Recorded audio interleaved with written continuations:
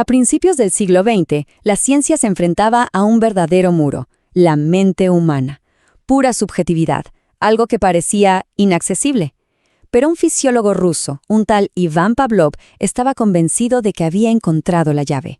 Bueno, vamos a meternos de lleno en su trabajo, que fue revolucionario. Y esta era la gran pregunta del millón, ¿no? Para los científicos una cosa era estudiar la anatomía del cerebro, pero ¿cómo analizar objetivamente la actividad psíquica?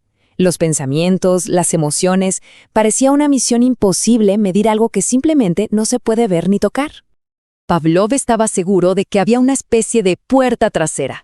En lugar de intentar adivinar qué pasaba por la mente, él propuso algo distinto: observar las reacciones físicas, las respuestas del cerebro. Quería cambiar la especulación por datos duros y medibles, y ese enfoque estaba a punto de cambiar la ciencia para siempre.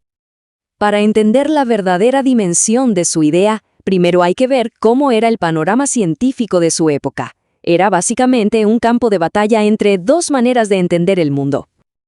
A ver, en una esquina teníamos a la fisiología, súper rigurosa, precisa, una ciencia de hechos, de cosas que se pueden medir.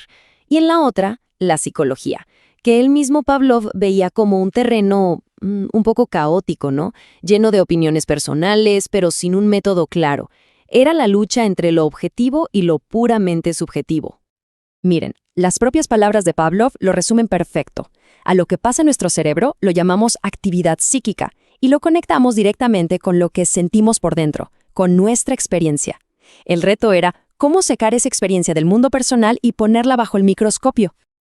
Y la solución que encontró Pavlov fue simple, pero a la vez genial.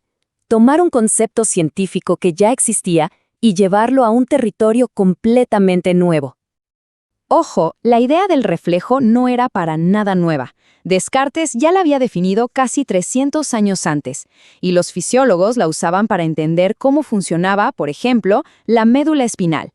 Lo que hizo Pavlov fue dar un paso audaz, usar esa misma idea para estudiar la actividad más compleja de todas, la que ocurre en la corteza cerebral. Pensemos en un reflejo innato, el más básico, como una conexión directa. A Pavlov le gustaba usar la analogía de una línea de teléfono privada. Llega un estímulo, viaja por un cable nervioso que ya existe y ¡pum!, provoca una respuesta inevitable. Simple, directo y, lo más importante, predecible.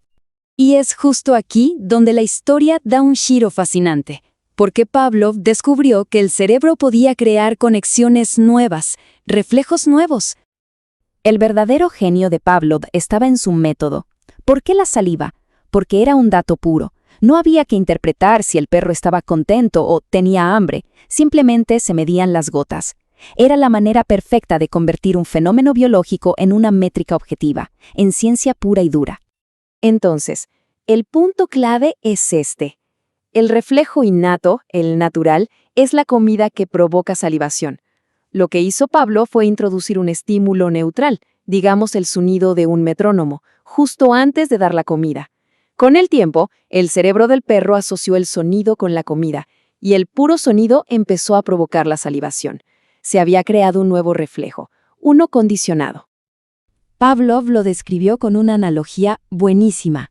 Si el reflejo innato es una línea de teléfono directa, privada, el reflejo condicionado necesita que una operadora, o sea, la corteza cerebral, cree activamente una conexión nueva. El cerebro no solo reacciona, sino que construye nuevos circuitos. Con esta herramienta, Pavlov no solo probó que se podían crear reflejos, sino que empezó a descubrir las reglas del juego, las leyes fundamentales que gobiernan la corteza cerebral. Lo primero que observó fue la generalización. Si un perro era condicionado a un tono específico, al principio salivaba también con tonos parecidos. Pavlov se imaginaba que la excitación en el cerebro se irradiaba desde el punto original, como las ondas que se forman en el agua.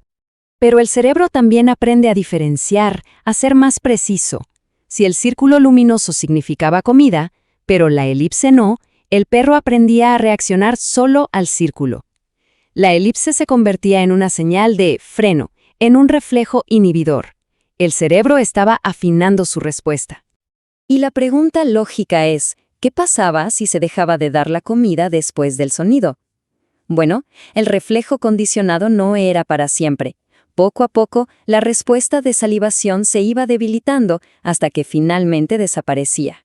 A esto, Pavlov lo llamó extinción. Y lo increíble es que este proceso era totalmente medible y predecible. Al principio, el sonido sin comida igual provocaba una respuesta fuerte, digamos unas 10 gotas. Pero con cada repetición, la salivación bajaba y bajaba, hasta que la conexión en apariencia se desvanecía. Pero ojo, y esto es fundamental en el pensamiento de Pavlov, la extinción no es que el cerebro olvide la conexión, es un proceso activo, un proceso de supresión. La corteza cerebral está trabajando para frenar, para inhibir esa respuesta. El reflejo no se borra, solo se reprime. Y claro, la pregunta del millón era si todo esto aplicaba más allá de los perros. Con mucho cuidado, Pavlov empezó a explorar las posibles conexiones con la complejísima psicología humana. Se dio cuenta de que podía inducir en sus perros un estado muy parecido a la neurosis. ¿Cómo? Principalmente de 2 maneras. O forzando al cerebro a resolver un conflicto imposible, como diferenciar 2 formas casi idénticas, o sometiendo al animal a un estrés extremo, como una inundación que de hecho ocurrió en su laboratorio. Y es aquí donde Pavlov traza el paralelo. Sugiere que son las mismas causas, un conflicto que no se puede resolver entre lo que uno quiere y lo que uno debe, o un evento traumático, las que generan neurosis y trastornos psíquicos en los seres humanos.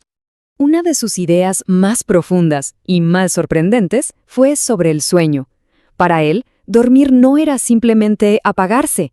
Lo veía como un proceso fisiológico muy parecido a la inhibición que ya había estudiado, pero a una escala masiva. En vez de frenar una sola respuesta, el cerebro entero entraba en un estado de inhibición generalizada. El trabajo de Pavlov nos abrió una ventana increíble a los mecanismos del cerebro. Nos lo mostró como un sistema de reflejos, unos innatos y otros adquiridos. Y esto nos deja con una pregunta final, una que resuena hasta hoy.